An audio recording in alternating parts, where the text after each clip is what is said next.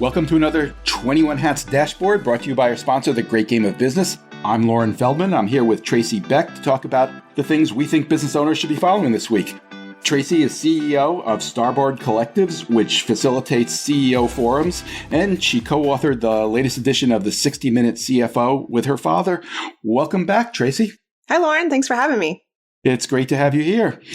Tracy, remind us what Starboard Collective does.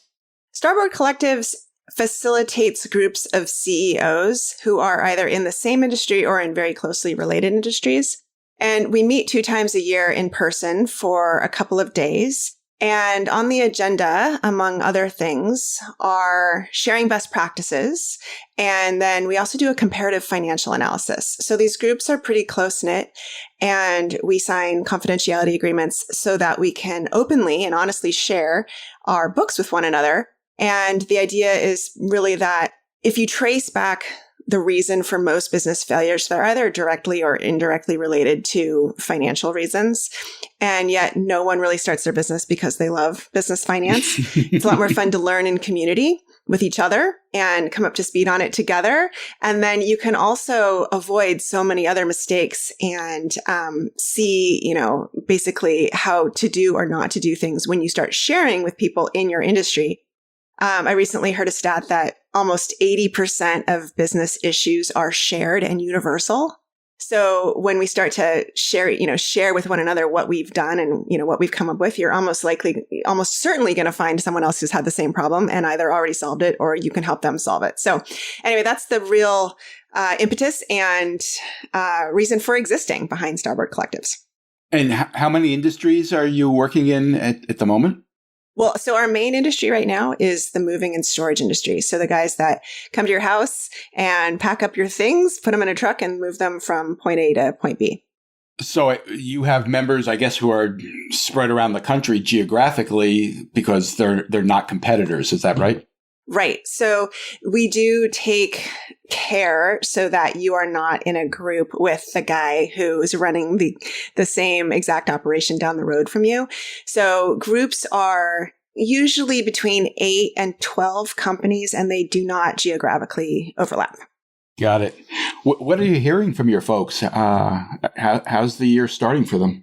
The year 2023 was not a great year for the moving industry, and 2024 is not shaping up to be that great also. One of the key leading indicators in the moving industry are interest rates. So as we know, they are higher than they have been in the past, which really de-incentivizes the general public, Americans, from buying a new home, getting a new mortgage at that higher rate, and instead people are really choosing to stay put. Now, keep in mind that the pandemic was really, really good for movers. So what's happening is probably just a return to quote unquote normal, but it just feels like a bigger dip or decline because of how good everything was during COVID. So most of the companies that I've talked to are experiencing some needs to cut things and run a little more conservatively right now, but they expect things to pick up towards the end of the year, and then are also just acknowledging that it's because of that, that sharp contrast between times being really, really good and maybe just now going back to what they have always been. Can you give us an idea what kind of things you're working on at Starboard Collectives? Are you looking to expand to other industries, and how are you thinking about building the business? So yeah, we are thinking about expanding into other industries. Of course, with growth, you want to be really cautious and careful. I think there's still a lot of work for us to do in the moving industry, but we've also had requests from outside the moving industry to expand there. One of the things as the leader of the company that I really think about, though, before we do that is what kind of scalability and bottlenecks we currently have. One of the things that we are currently experiencing is, of course, bottlenecks in terms of talent and people who can go on the road. And then we also have, if we're taking financial statements 2 times a year, which is how often we meet, and we're analyzing those in groups of 8 to 12, you can imagine that the sheer volume of financial analysis really starts to add up.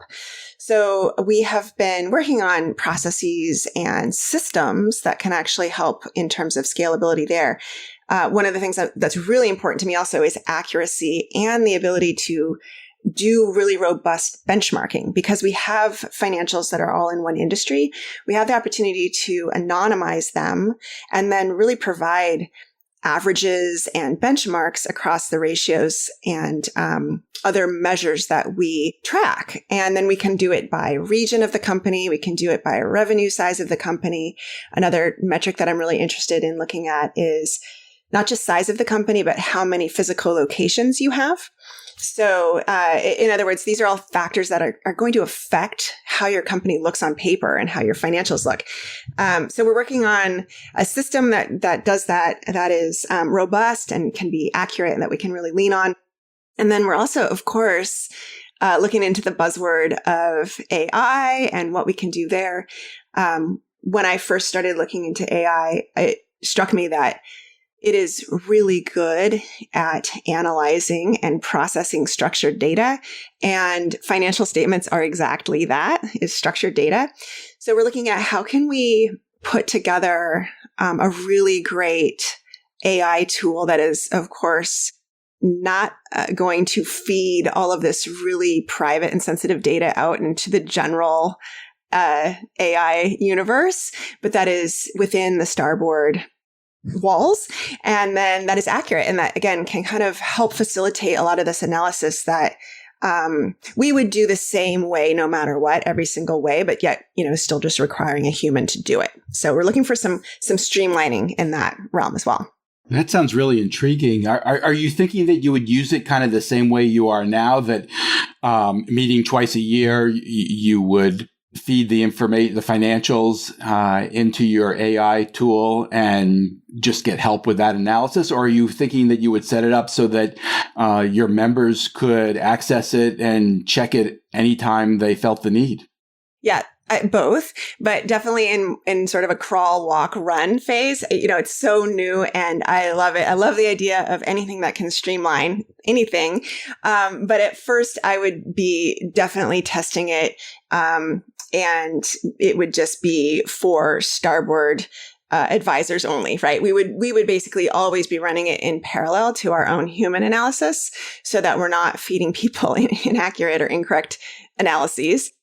Then as it becomes more vetted, for sure, it would start to be something that I would like to open up to clients so that it can be conversational and not taking away the ability to talk to a human for sure, but it's something that's so immediate where if you're looking at your income statement and your balance sheet and you have a question about it, why can't you just have your own little personal chat GPT there to answer that question that you might have that's specifically related to you and your historical performance and then also your performance within that group.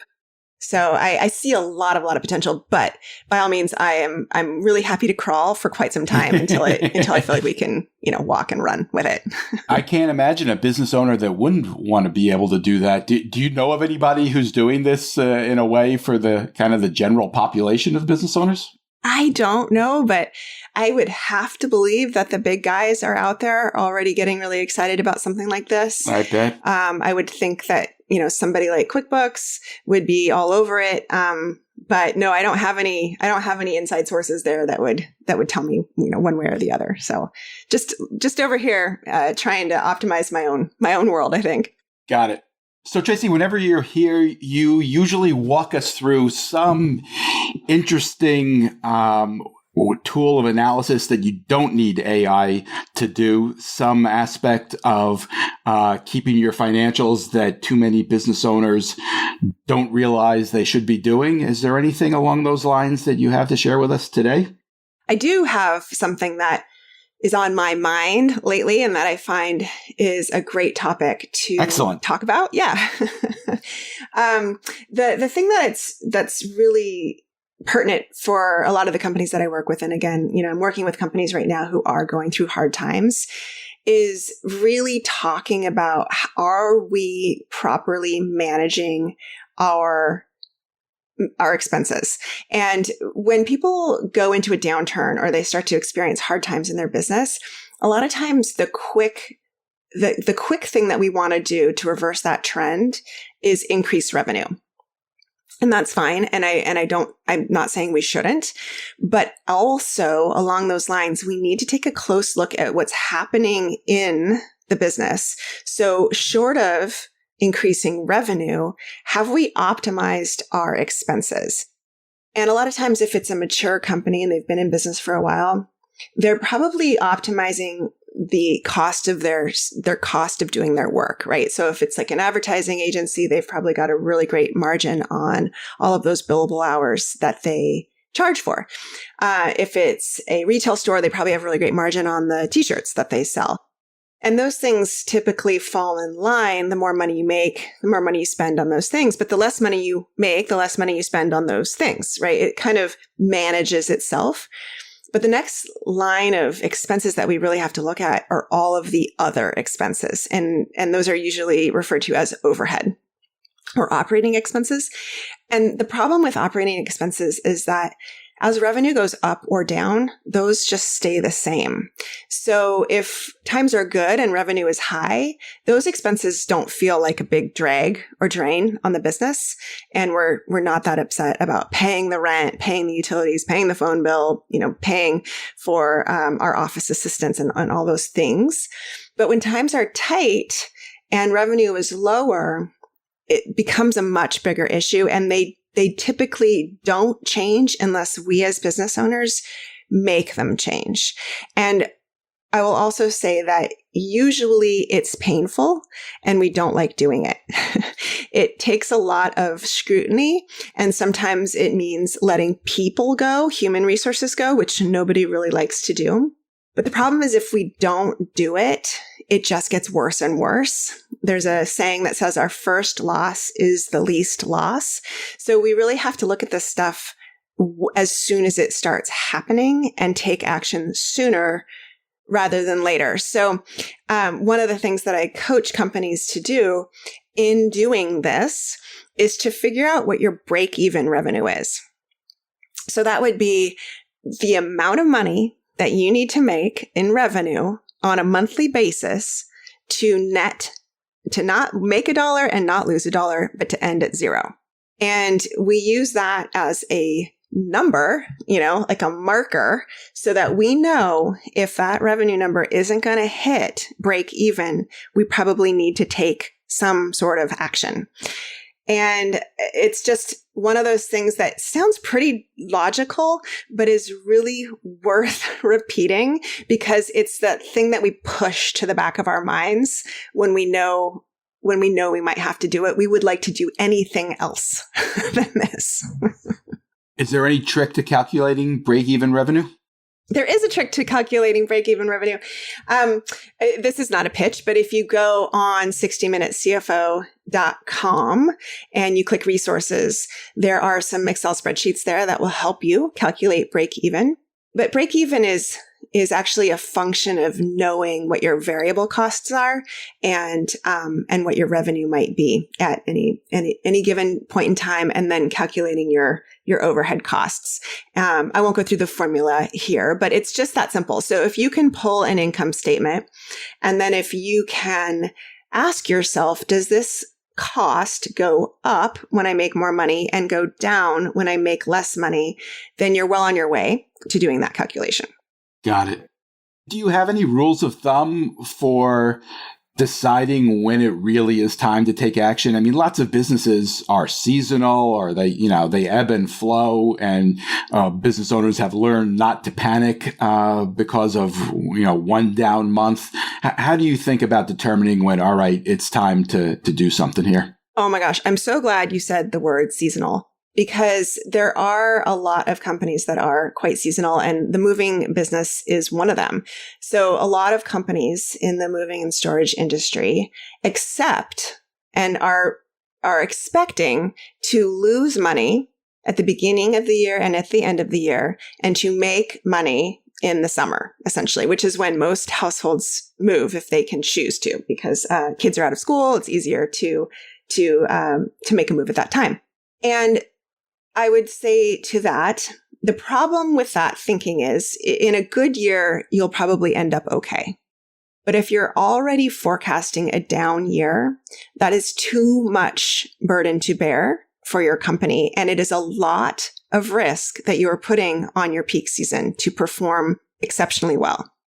So if you don't want to panic and you don't want to change your overhead expenses and you don't want to do this exercise, the next thing that you have to do is figure out new and different ways to use the services and assets in your business to offset that seasonality. So, otherwise known as diversification. And when we do that, and when we no longer accept or become complacent to the idea that it's just seasonal and it's all going to work out, we're actually doing ourselves and our businesses such a huge service, because it's a lot to ask your business, and it's a lot of faith to place on the industry and the market and the economy to have all of that riding on one, particular season of your year. Could you give us an example of something a moving or storage business has done to diversify their revenue streams? Yeah. So like I said, the moving of household goods is usually pretty seasonal because families don't want to uproot themselves in the middle of a school year. So they typically happen in the summertime. So now you're looking for things or people that move all year round. That starts to get into corporate relocations. So I really like it as a first line of defense or offense, however you want to think about it, for a moving company that has primarily done household goods to start looking to branch out and into commercial, like office moving and industrial moving. That's a quick and easy one. You already have movers, you already have trucks, and you already have warehouse space. So you're going to be parlaying a skill set almost directly over. The business is a little bit different, the business side of it, because it's a little bit more relationship based. There's a little bit more involved in the bidding structure when you go after corporate work, but it's something that there's lots of education and training that you can get for that. So I always like it when moving businesses start looking at that. Another one that's a little bit more out there, though, is for companies that especially have a lot of warehouse space. There are all kinds of companies that need final mile services. So you might become kind of one of the links in their distribution cycle. So they might have either you as the hub or you as maybe the final mile for, let's say, restoration hardware, and they might have one main warehouse that dispatches the furniture to you, and then you take it to Mrs. Jane and Mr. Smith and their houses. And then you use your movers to bring those couches and chairs up, the stairs, and maybe even assemble them or whatever may be the case. So that's another, more of a commercial element. Some people work with interior designers who need to either stage houses or store furniture waiting for remodels to be done, which is a really interesting thing because a lot of those folks who don't want to move and get a new mortgage are instead investing in their current homes and making them better and more of their dream home. So those interior designers might, order all the furniture and need to store it somewhere. And then when it's time for that remodel, to get its furniture installed, your movers can bring those items in and you can add white glove services to that. You can inspect it. You can help them quality control that whole angle of their business as well. So there's lots of different things. It just takes, like I said, that willingness to go over that threshold and explore what your assets and your services can do that are related, but not exactly what you've been doing. Those are great examples. That's really interesting. There's something that's come up recently a couple of times on our podcast that I've been looking forward to asking you about, which is one of the owners who's a regular on the podcast recently hired a fractional CFO and has been really thrilled with the results. And we kicked that around a little bit. I'm curious what your thinking is about that. Do you have any thoughts on when it makes sense for a business to hire a fractional CFO? I do.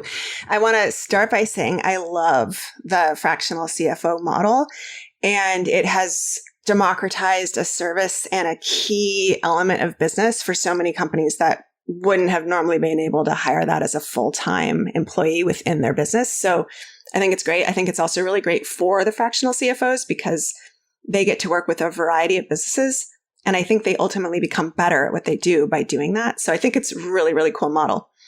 That being said, I think it's really important that we don't hire fractional or non-fractional CFOs to avoid becoming financially fluent. And I know that's probably not going to surprise you, Lauren, that I'm saying that, given what I do. It is not a cure-all. So if you have struggles in your business on the financial side, it is not going to solve them to have a fractional CFO. So we can't just plug someone in and hope that it all just goes away.